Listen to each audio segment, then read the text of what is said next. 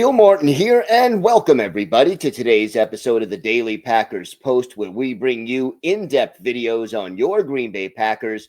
We have new episodes dropping every day, Monday through Friday, so hit the like button and subscribe so you never miss an episode. Also, visit our website at thepackerspost.com for in-depth articles on your Green Bay Packers. Today, we take a look at the keys to victory for the Pack as they face the Minnesota Vikings in Week 12 at Lambeau Field. The Packers 6-3-1 on the season right now, while the Vikings are 4-6. Green Bay coming off a 27-20 win against the Giants on the road, while the Vikings fell to the Bears 19-17. Green Bay leads the all-time regular season series 65-59 and 3 ties. In the playoffs, these two teams have split their 2 meetings. By the way, the first meeting between these two teams, 1961, when the Vikings entered the league. The first key to victory should be pretty obvious: contain Justin Jefferson. That is going to be on Keyshawn Nixon and Carrington Valentine. Look, Jefferson, we've seen him do so much damage to the Packers over the years. He leads the Vikings with 56 catches for 747 yards. He has only 2 touchdowns. It's amazing. These stats are below expectations for Jefferson, but it has a lot more to do with what's going on with the quarterback situation than it does with Jefferson himself. You also have to keep an eye out for Jordan Addison, who can be a dangerous receiver. He has only 28 catches this year, but again, that's more on the quarterbacks than it is on the wideouts. Look for the Packers to play zone, a lot of too high, try to prevent big gains, keep the plays in front of them, and then rally to the ball. I'd also expect the Packers to have a safety following Jefferson for most of this game. The next key for the Packers defense: get pressure on J.J. McCarthy early and often. Look, McCarthy is a very talented player. He was a first-round pick for a reason, but he's not a great quarterback in the NFL, at least not yet.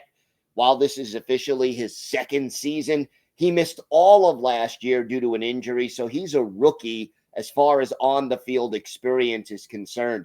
So the Packers need to prevent him from being comfortable. If he has time to throw, he can pick apart most secondaries, so it's up to Jeff Hafley to disguise his coverages, mix up his blitz packages, so McCarthy has to think and can't just react and get into a groove. We've seen McCarthy lead some second half late game comebacks, and that's when he's not thinking. He's just reacting quickly, so the Packers can't let him get comfortable. You got Micah Parsons. He should have a good game against a struggling Minnesota offensive line that's already allowed 34 sacks this year, and Green Bay needs guys like Rashawn Gary and Devontae Wyatt to get back on track and play better on Sunday. The Packers also may have Lucas Van Ness back. That could help the pass rush, whether they line him up on the edge or inside. Number 3, don't let Aaron Jones get revenge. I'm sure former Packers running back Aaron Jones would love nothing more than to have a great game at Lambeau Field against his former team. The Vikings are 25th in the league in yards gained on the ground per game. But again, that's in part because they're usually trailing and they have to throw to catch up. Jones and Jordan Mason give the Vikings a 1-2 punch. Mason averaging 4.5 yards per carry. Jones 4.9. The Packers' run defense, they've been inconsistent. They shut down the Eagles and Saquon Barkley a couple of games ago, but struggled against a lesser heralded Giants running attack. You got to force the Vikings into must-pass situations. Do not let the Minnesota running game control the clock, limit the number of times that the Packers have the ball on offense, and just keep the game close. Number 4, on the offensive side of the ball now for the Packers, you've got to read and react to the blitzes of Brian Flores. He has really done a great job during his tenure in Minnesota, the defensive coordinator, to disguise his blitzes. He'll send different people from different formations. And look, he'll line up 5, 6, 7 guys at the line of scrimmage, but only send 4. But you, as the quarterback and as the offensive lineman, need to figure out which 4 and then where to throw the ball. I would like to see more of Chris Brooks in the lineup because he is the best pass blocking running back on this roster. And if Love can get the ball away quickly and find the right receiver, he could have a big day. But if the Vikings get pressure, and it is pass rush by committee in Minnesota, that could really break the rhythm of the Green Bay offense and force some turnovers. So I want to see this chess match between Jordan Love and Matt LaFleur on the one side and Brian Flores on the other. That is a game within the game to keep an eye on.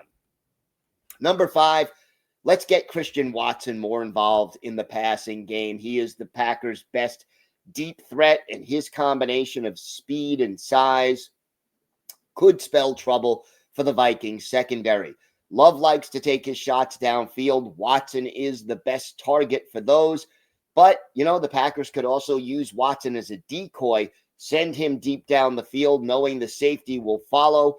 And then there's a lot of space underneath, whether it's for Romeo Doubs, Matthew Golden, maybe even Luke Musgrave. Got to open up some of those holes. So I'd like to see Watson more involved in the offense, both as a receiver and as a decoy. And let's get Matthew Golden, who is hopefully returning to health, more involved in this offense as well. And then number 6, establish the running game. Yes, we may not have Josh Jacobs, and if they do have him, he'll probably be on a very limited play count. He suffered a bruised knee against the Giants, but here's the thing. The Vikings defense, 22nd in the league in yards allowed per game. They allow 127 yards per game. Now, part of that is teams like to run when they're protecting a lead. So they're only giving up 4.1 yards per attempt, but they can be run on. And I look for the combination of Emmanuel Wilson and Brooks to carry most of the load in this game. If you run the football efficiently, don't have to be carrying the ball 40 times, but if you run well enough, you set up the play action pass and you prevent the Minnesota pass rush from just teeing off on Jordan Love. As for our prediction, the Vikings, they're struggling on offense, but they're also desperate, and they need to string a few wins together to stay in the playoff race.